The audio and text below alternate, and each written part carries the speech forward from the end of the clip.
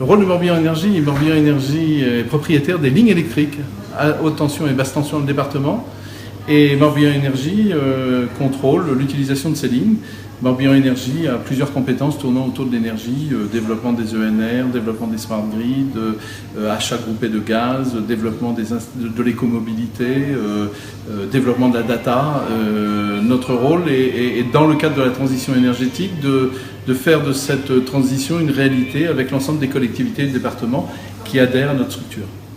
En fait, notre souci, c'était de créer un siège qui réponde à nos compétences et qui soit une belle vitrine pour le développement de nos compétences.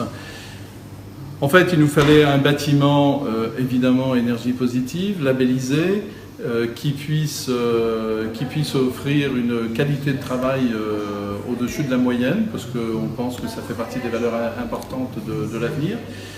Donc nous avons lancé un appel à la concurrence, nous avons réalisé un concours.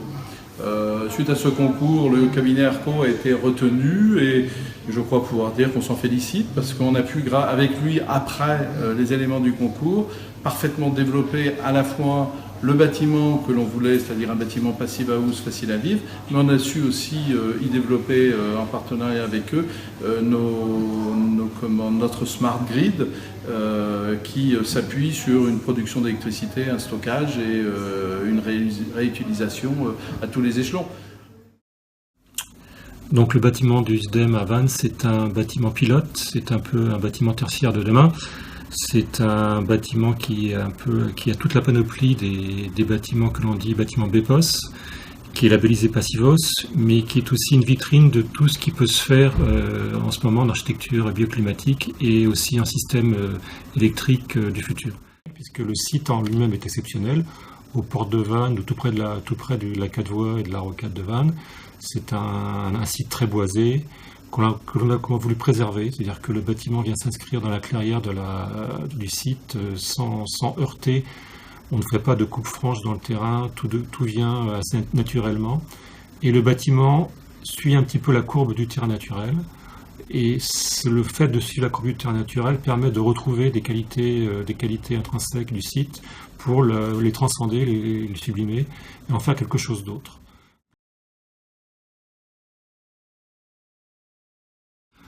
Pour le bâtiment lui-même, c'est un bâtiment qui est surisolé et pourquoi il est surisolé? Puisque les bâtiments BEPOS labellisés Passivos nécessitent une isolation renforcée sur toutes les faces et surtout sur la face, la cinquième façade qui est le toit. Et ce toit est en lui-même entièrement recouvert de panneaux photovoltaïques.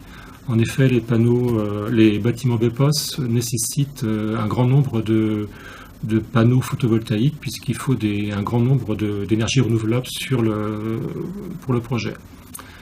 Ces panneaux photovoltaïques sont complétés par quelques éoliennes, il y a 2 éoliennes sur le site, et de la géothermie avec une pompe à chaleur RO.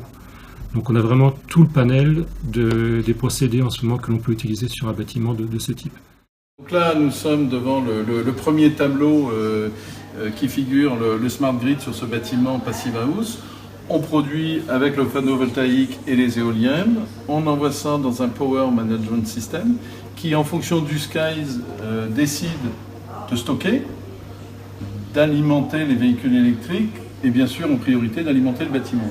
En fonction de la façon dont on gère, soit on tire sur le réseau, soit on en renvoie dans le réseau. Actuellement, on renvoie 21 kW dans le réseau. Il faut quand même savoir que ce smart grid qui paraît simple comme ça s'appuie sur un renvoi aussi du véhicule électrique vers le bâtiment, s'appuie aussi sur une adéquation avec la météo, c'est-à-dire qu'on prend la météo de la veille et avec cette météo et les algorithmes d'usage qu'on a du bâtiment, on arrive à savoir ce que l'on va produire, ce que l'on va consommer le lendemain et quand. Et à partir de là, on peut savoir si on stocke ou si on renvoie dans le réseau, voire dans le cadre d'une autoconsommation collective, à nos voisins du lotissement et de la salle des sports qui sont sur le même poste de transformation HTVT que nous. Donc au bout d'un an de vie de travail dans ce bâtiment, je pense que les gens sont assez heureux du résultat final, puisque à la fois en termes de confort, que ce soit un confort visuel, beaucoup de lumière naturelle, de confort acoustique, de confort de conversation pratiquement nul. Je pense que les gens sont assez heureux du résultat. C'est un bâtiment qui est souvent visité pour ses caractéristiques propres, que ce soit au niveau breton, national, voire même européen et mondial. Au bout d'un an, le résultat énergétique, je crois, est assez satisfaisant. La consommation est très faible. Je parle de consommation électrique et énergétique est assez faible.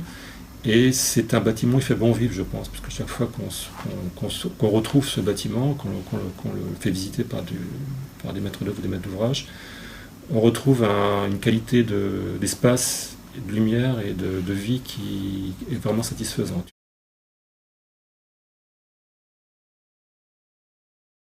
On a réussi à trouver des compromis, entre les compromis techniques, bien sûr, qui étaient assez forts, les compromis esthétiques, architecturaux, les compromis urbains, environnementaux, et tout ça s'est traduit par un bâtiment qui, je pense, est assez bien réussi, à la fois en termes d'architecture, de technique et d'usage.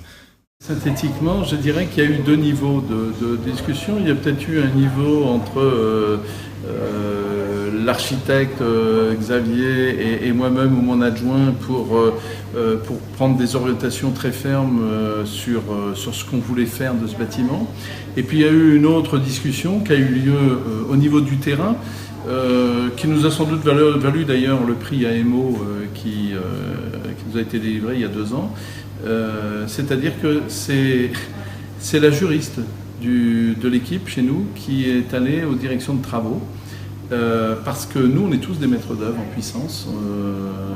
Personnellement été directeur des bâtiments d'un conseil général, donc c'est toujours très difficile de garder la bonne casquette. On est maître d'ouvrage ou on est maître d'œuvre, mais quand on a été l'un, on a du mal à devenir l'autre.